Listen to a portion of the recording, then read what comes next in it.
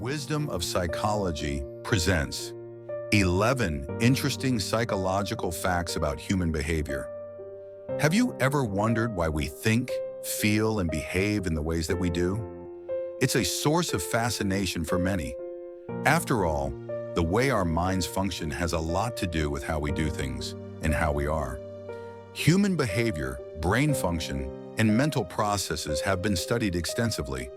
And while there are still a lot of unanswered questions, and there is a long way to go, by learning about the fundamentals of behavior in the human mind, we're able to gain a better understanding of ourselves and others.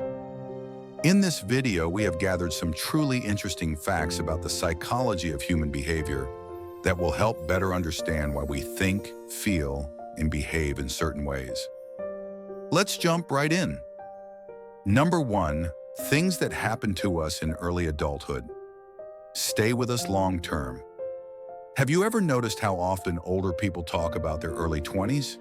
Or have you ever wondered why so many people love coming-of-age stories? Well, this phenomenon is referred to as the reminiscence bump. You see, we have a preference for recalling experiences from adolescence and early adulthood, primarily due to the emotional intensity of this period because of the number of choices and changes that occur during that time. Graduation, marriage, the birth of a child, these are all new experiences, making them much more memorable. Research also suggests that memories are easily accessible from the reminiscence bump because they are linked to self-identity and significantly contribute to an individual's attitudes, beliefs, and life goals. Number 2, thinking about your problems from a third-person perspective. Allows you to find effective solutions. Would you say you think about other people's problems more clearly and sensibly than your own? According to research, the answer for most people is yes, and this is known as the Solomon's paradox.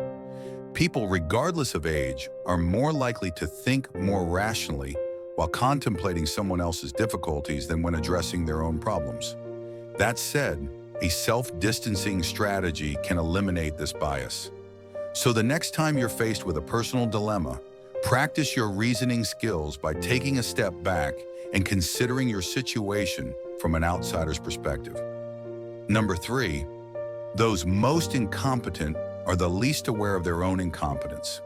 You've probably witnessed this happen, maybe around the dinner table during a holiday family gathering.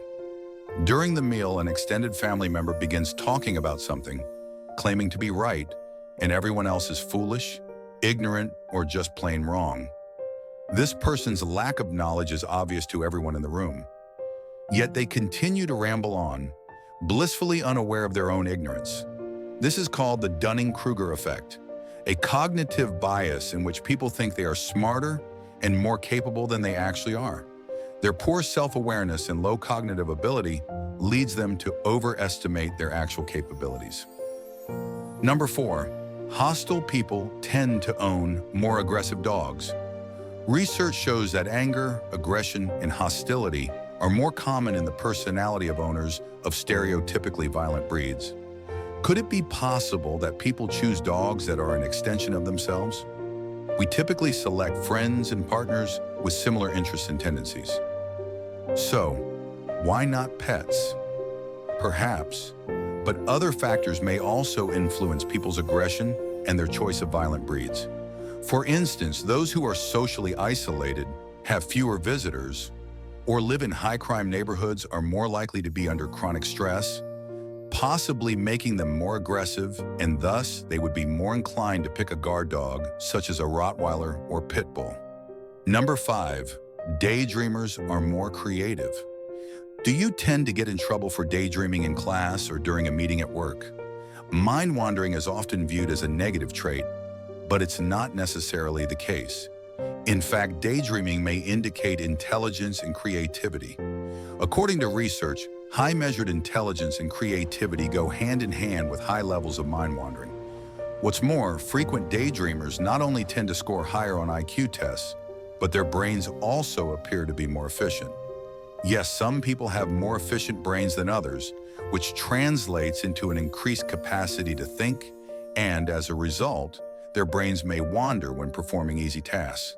They can zone in and out of discussions or tasks when appropriate, then seamlessly tune back in without losing crucial details or steps. Number 6, rejection literally hurts. Have you ever felt like you got punched in the stomach after being rejected by someone? Why is that? Well, apparently that's how our minds are wired to respond. Turns out the same parts of our brains get activated when we experience rejection as when we experience physical pain. That's why even small rejections hurt more than they should, as they elicit literal, though emotional, pain. Number 7, speaking in a foreign language changes your decisions. You might think that people would make the same decisions no matter what language they were using, or that the difficulty of using a foreign language would make decisions less systematic. However, the opposite is true. Using a foreign language is shown to reduce decision-making biases. When speaking a foreign language, we need to suppress our native language. And in order to think rationally, we have to suppress our innate intuitions. Brain imaging studies show the same parts of the brain are involved in both foreign language use and rational thought. And when foreign language speakers activate their brain's inhibition center, their intuitions and emotions are also inhibited. As a result, individuals make more rational decisions when speaking a foreign language. Number 8, we blame a person's behavior on their personality unless it's us. Have you ever been infuriated by someone cutting you off while driving, only to do the same thing to someone else a few minutes later? And while the person who cut you off enraged you, and your reaction was along the lines of, "What a jerk," or "This guy is in a hole," you're likely to have justified your behavior to yourself since you were in a hurry, and you only did it once. Unfortunately, we tend to believe that others do bad things because they are bad people. This is known as the fundamental attribution error, the propensity to explain a person's behavior by referring to their character rather than any situational context. Number 9, we believe that other people are more susceptible to persuasion than we are. We seem to be more aware of how advertising affects other people than we are of how it affects us. And this is referred to as the third-person effect. People can see how an advertisement or a persuasive message affects their peers, but not how it affects them. Further, they are more inclined to deny its influence. And it's even worse when it's an ad for something they have little interest in. You may not realize it, but the mass media messages you are subjected to regularly, subconsciously, affect your mood, desires, and even attitude. Number 10, dopamine makes you addicted to seeking information. Have you ever found yourself scrolling through your social media feed for hours on end? It all comes down to the dopamine-seeking reward loop. Dopamine is known as the pleasure chemical because it causes you to seek enjoyment in pleasurable activities such as eating, sex, drugs, and so on. But dopamine also makes you become curious and seek information. So as you're scrolling through your feed, your dopamine loop is activated, making you want to keep scrolling for more information. The troubling part is that you will never be quite satisfied with the amount of information available. You'll probably keep scrolling until something interrupts you. Number 11, regularly helping others can help you live longer. Volunteering your time, money, or energy to assist others is beneficial to the world and yourself. Giving back to the community has been shown to boost happiness, health, and sense of well-being. Regularly volunteering can help manage stress and ward off sickness, while also increasing your sense of fulfillment in life. This might be due to the fact that volunteering reduces loneliness and improves our social lives.